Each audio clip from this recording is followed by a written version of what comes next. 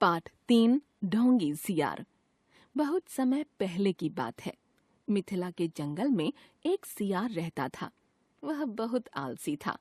शिकार करना उसे बड़ा भारी लगता था। शिकार करने में परिश्रम तो करना ही पड़ता है, इसलिए हर पल वह यही तिकड़म लगाता रहता था कि कैसे बिना हाथ पैर हिलाए उसे भोजन मिलता रहे। उसी जंगल में चूहों की एक मंडली रहती थी। उनका मुखिया एक मोटा सा चूहा था, जिसे दूसरे चूहे सरदार कहकर बुलाते थे और उसका आदेश मानते थे। सियार जब चूहों की मंडली को देखता तब उसके मुंह से लार टपकती रहती। एक दिन प्रातः ही सियार उन चूहों के बिल के पास गया और अपनी आंखें मूंदकर अपनी पिछली 2 टांगों पर खड़ा हो गया। उसका मुंह उगते सूरज की ओर था। चूहे बिल से निकले तो सियार को उस अनोखी मुद्रा में खड़े देखकर वे बहुत चकित हुए। सरदार चूहे ने हिम्मत दिखाई। उसने सियार के जरा निकट जाकर पूछा, मामा, आप इस प्रकार 2 टांगों पर क्यों खड़े हैं? सियार ने एक आंख खोली और गंभीर मुद्रा में कहा, अरे बालक, मैंने सैकड़ों वर्ष हिमालय पर्वत पर 2 टांगों पर खड़े होकर तपस्या की। मेरी तपस्या से प्रसन्न होकर भोले शंकर प्रकट हुए और बोले कि तुम्हारे तप से तुम्हारा भार इतना हो गया है कि यदि तुम चारों पैर धरती पर रखोगे तो धरती पर भूचाल आ जाएगा। भोले शंकर की सलाह पर ही तब से मैं 2 टांगों पर खड़ा हूँ। मैं नहीं चाहता कि मेरे कारण दूसरे जीवों को कष्ट हो।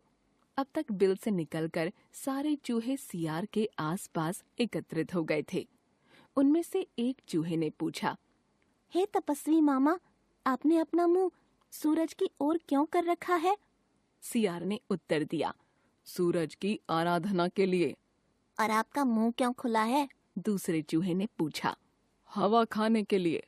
मैं अन्न, जल, जीवों आदि का आहार ग्रहण नहीं करता, केवल हवा खाकर जिंदा रहता हूँ।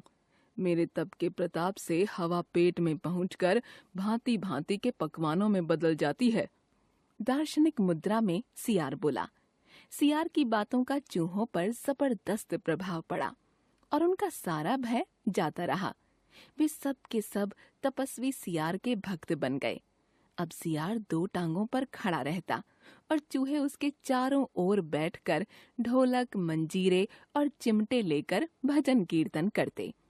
भजन कीर्तन समाप्त होने के बाद चूहों की मंडली जब बिल में घुसने लगती तो सियार सबसे पीछे के 3-4 चूहों को दबोच कर खा जाता।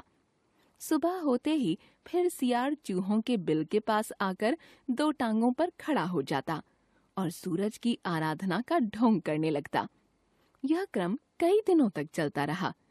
धीरे धीरे चूहों की संख्या कम होने लगी। एक दिन सरदार का ध्यान इस ओर गया। उसने सियार से पूछ ही लिया, हे महात्मा सियार, मेरी टोली के चूहे मुझे कम होते नजर आ रहे हैं। ऐसा क्यों हो रहा है? सियार ने आशीर्वाद की मुद्रा में हाथ उठाया। हे चतुर्मूषक, यह तो होना ही था। जो सच्चे मन से मेरी भक्ति करेगा वह सशरीर वैकुंठ लोक को जाएगा। बहुत से चूहे इसीलिए भक्ति का फल पा रहे हैं। सरदार के गले से नीचे यह बात नहीं उतरी। उसका ध्यान इस ओर भी गया कि इन दिनों सियार मोटा हो गया है। उसके मन में शंका उभरी कि कहीं इसी सियार का पेट ही तो वह वैकुंठ लोक नहीं है जहाँ चूहे जा रहे हैं। सरदार ने स्वयं भजन कीर्तन के उपरांत सबसे बाद में बिल में घुसने का निश्चय किया। भजन समाप्त होने के बाद चूहे बिल में घुसे। सियार ने सबसे अंत के चूहे को दबोचना चाहा। सरदार पहले से ही चौकन्ना था।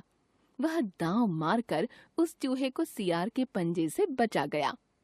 इतना ही नहीं, वह उछलकर सियार की गर्दन पर चढ़ गया और उसने बाकी चूहों को आवाज लगाकर हमला करने के लिए कहा।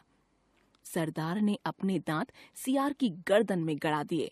बाकी चूहे भी सियार पर झपटे और सबने कुछ ही देर में महात्मा सियार का काम तमाम कर दिया। बिल के पास सियार का कंकाल ही बचा रह गया।